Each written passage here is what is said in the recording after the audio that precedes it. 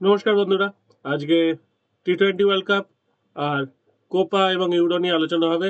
তার আগে একটা ম্যাচ চলছে, West Indies women versus Sri Lanka women. West Indies women কিন্তু 134 রান বানিয়ে ফেলেছে অলরেডি। শ্রীলঙ্কা ওমেনের দরকার নেক্সট 66 রানে 75, এবং আটাপাটু আউট হয়ে গেছে। তো আটাপাটু আউট হয়ে যাওয়ার পরে ওয়েস্ট ইন্ডিজ মোটামুটি চেপে ধরলেও তারপর এখন আবার হাত খুলে দিয়েছে কিছুটা। তো দেখা যাক শ্রীলঙ্কা ওমেন জেতে কিনা। তবে আর একটা বা দুটো উইকেট পড়ে গেলে কিন্তু শ্রীলঙ্কা ওমানের চাপ আছে। 66 বলে 75 রান মেয়েদের ক্রিকেটে খুব ইজি রান নয় এই শ্রীলঙ্কা বা ওয়েস্ট ইন্ডিজ এইসব টিমগুলোর জন্য। অন্য অস্ট্রেলিয়া, ইংল্যান্ড বা ইন্ডিয়া, নিউজিল্যান্ড এরা পারে, ভালো করতে পারে। যাক, ওটা যা হবার হয়েছে বা হবে। আজকে দুটো ম্যাচ আছে, সেটা একটা আজকে রাত্রিরে আর একটা আগামীকাল। লাস্ট দুটো ম্যাচ সুপার 8-এর, ঠিক আছে? সুপার 8 শেষ হতে চললো, তারপরে শুরু হবে সেমিফাইনাল। সেমিফাইনালে ইন্ডিয়া মোস্ট প্রবাবলি ইংল্যান্ডের মুখোমুখি পড়তে চলেছে। এখানে ঠিক হয়নি কে কার সঙ্গে পড়বে। সেমিফাইনাল হবে বৃহস্পতিবার সকাল 6টায়, আর একটা সেমিফাইনাল হবে বৃহস্পতিবার রাত্রি 8টা। ঠিক আছে, আর ফাইনালটা যাই হোক রাত্রি 8টায় দিয়েছে।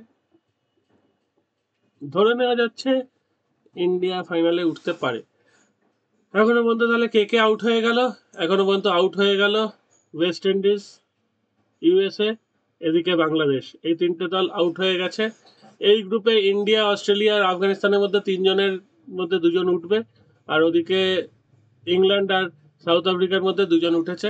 তাহলে এদিকের যে গ্রুপ টপ হবে, যদি অস্ট্রেলিয়া হয় বা ইন্ডিয়া হয়, আফগানিস্তানে হওয়ার চান্স কম, ইন্ডিয়ার হওয়ার চান্স একটু বেশি। যদি আজকে ইন্ডিয়া অস্ট্রেলিয়াকে হারাতে পারে, তাহলে ইন্ডিয়া ভার্সেস ইংল্যান্ড হবে। আর অস্ট্রেলিয়া যদি সেকেন্ড হয়, তাহলে অস্ট্রেলিয়া ভার্সেস সাউথ আফ্রিকা হবে, এবং সেখানে অস্ট্রেলিয়া সাউথ আফ্রিকাকে অতি সহজেই মুরগি করে দেবে বলেই মনে হচ্ছে। তো দেখা যাক কি হয় না হয়। আজকে যদি ইন্ডিয়া অস্ট্রেলিয়াকে হারাতে পারে একটু ভালোভাবে, আর যদি আফগানিস্তান বাংলাদেশকে হারাতে পারে একটু ভালোভাবে, তাহলে কিন্তু সাউথ আফ্রিকার একটা সুবিধা হয়ে যাবে আফগানিস্তানকে সেমিফাইনালে পাওয়া, এবং ফাইনালে অস্ট্রেলিয়া বলে কেউ থাকবে না। সেক্ষেত্রে ইন্ডিয়া যদি ইংল্যান্ডের বাধা টপকাতে পারে, ইংল্যান্ড ইন্ডিয়া ফাইনালে অপেক্ষাকৃত কম শক্তিশালী প্রতিপক্ষ পাবে অস্ট্রেলিয়ার চেয়ে। সুতরাং আজকে ইন্ডিয়াকে যে কোনোভাবে অস্ট্রেলিয়াকে হারানোর চেষ্টা করতে হবে। বলতে বলতে দ্বিতীয় উইকেটের পতন এইখানে শ্রীলঙ্কা ওমেনের, সেটা কিন্তু শ্রীলঙ্কার জন্য বেশ চাপের ব্যাপার এবার শুরু হবে। এই ম্যাচটা এখান থেকে শ্রীলঙ্কা হেরে যেতে পারে আমার মনে হচ্ছে। দেখা যাক কি হয়। তার আগে আমরা দেখে নিই অস্ট্রেলিয়া ভার্সেস ইন্ডিয়ার খেলাটা কোথায় হবে। Cross eyelet pitch condition, pace on runs on St. Lucia has been the most batting friendly venue of T20 World Cup in terms of both scoring rate and average. Fast bowlers have struggled to keep the runs down here, going at worst in the competition 9.42, but spinners have done relatively better, returning better economy rate 7.91 in both Dallas and Antigua.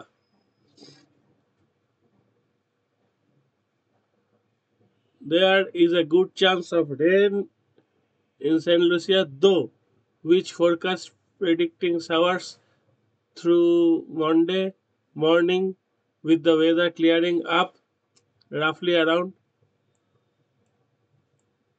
10টা থেকে 4টে বিকেল, সন্ধে পর্যন্ত clear থাকবে।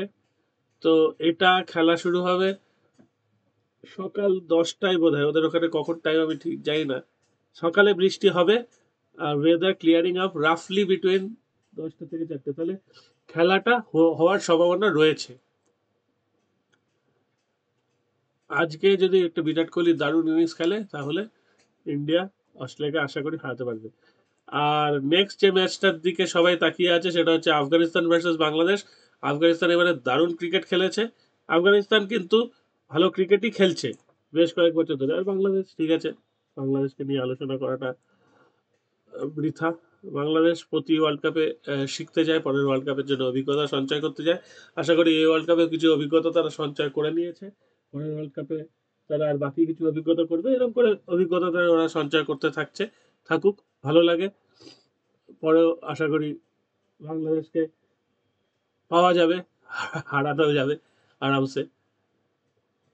মানে Bangladesh basically ওই চট্টগ্রামের উইকেটের বাইরে,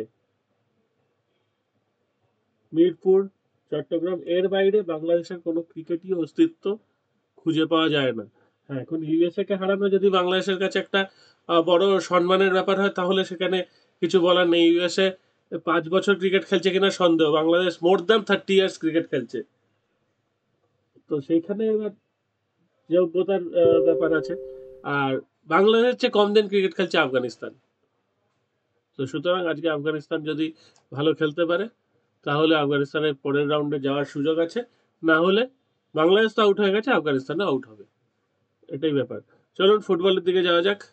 ফুটবলে আজকে স্পেন আলবেনিয়া, আলবেনিয়া ইটালির সঙ্গে 1-1 গোল করেছিল, বা ইটালি বোধহয় 2-1 জিতেছিল। ইটালি 2-1 জিতেছিল। ক্রোয়েশিয়ার সঙ্গে আলবেনিয়া 2-2 ড্র করেছিল। আর স্পেনের রিসেন্ট হচ্ছে ইটালিকে 1-0 গোলে হারিয়েছে, আর ক্রোয়েশিয়াকে 3-0 গোলে হারিয়েছে। সুতরাং স্পেন গ্রুপ চ্যাম্পিয়ন হয়ে আছে। ইটালি আর ক্রোয়েশিয়ার গুরুত্বপূর্ণ খেলা আছে। ইটালি স্পেনের কাছে 1 গোলে হেরেছে, আর আলবেনিয়ার কাছে 1 গোলে জিতেছে 2-1। তো আজকে ক্রোয়েশিয়া এখনো পর্যন্ত কোনো ম্যাচ জিততে পারেনি। ক্রোয়েশিয়া ড্র করেছে আলবেনিয়ার সঙ্গে, আর স্পেনের সঙ্গে হেরেছে। সুতরাং আজকে যদি ইটালি ড্র করে তাহলে ইটালি উঠে যাবে, যদি ইটালি জেতে তাহলে ইটালি উঠে যাবে। ক্রোয়েশিয়া জিতলে তখন কিন্তু ইটালির চেয়ে ক্রোয়েশিয়ার পয়েন্ট বেশি হয়ে যাবে, কারণ ক্রোয়েশিয়া একটা ড্র করেছে, আর ইটালি তাহলে 2টো হার হয়ে যাবে। আর আলবেনিয়া এখনো পর্যন্ত কোনো জিততে পারেনি, একটা হেরেছে, একটা ড্র করেছে। ঠিক আছে, ক্রোয়েশিয়াও তাই একটা হেরেছে, একটা ড্র করেছে। সুতরাং আজকে যদি ক্রোয়েশিয়া ইটালিকে হারাতে পারে, যদিও তার চান্স কম, দেখুন রেট দেখে বুঝতে পারবেন। তবে আলবেনিয়ার এত কম রেট কেন আমি বুঝতে পারছি না। আলবেনিয়া খেলছে স্পেনের সঙ্গে, 26-26 থাকা উচিত, কিন্তু তবু মনে হচ্ছে আলবেনিয়া হয়তো ভালো খেলবে, সেই জন্য এই রেটটা দিয়ে রেখেছে।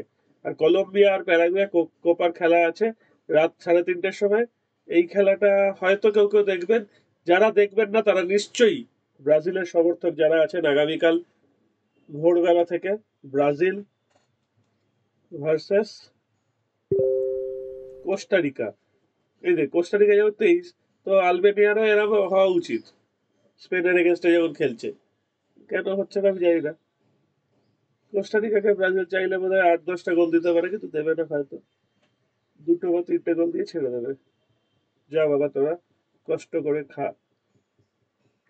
তবে কোস্টারিকা নিয়ে যতই বলা হোক, যাই বলা হোক, কোস্টারিকা কিন্তু অনেক ভালো টিম। আমাদের এশিয়ার যেসব টিম আছে, ধরুন ইন্ডিয়া, পাকিস্তান, বাংলাদেশ, শ্রীলঙ্কা, মায়ানমার, এইসবের চেয়ে দারুণ টিম হচ্ছে কোস্টারিকা। তারা অনেক কিছু করে দেখিয়েছে অলরেডি ফুটবলে, তো বাকিও করতে পারবে। এই হচ্ছে মোটামুটি একটা প্রেডিকশন যে এটা স্পেন জিতবে। এইটা 32 স্কোর ধরে নেওয়া যায়। এটা কলম্বিয়া জিতবে ধরে নেওয়া যাচ্ছে।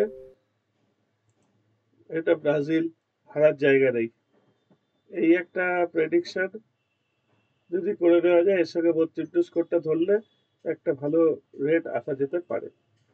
তো এখানেই শেষ করছি। ভালো থাকবেন বন্ধুরা, আর মাঝে মাঝে কমেন্ট করে জানাবেন। টাটা।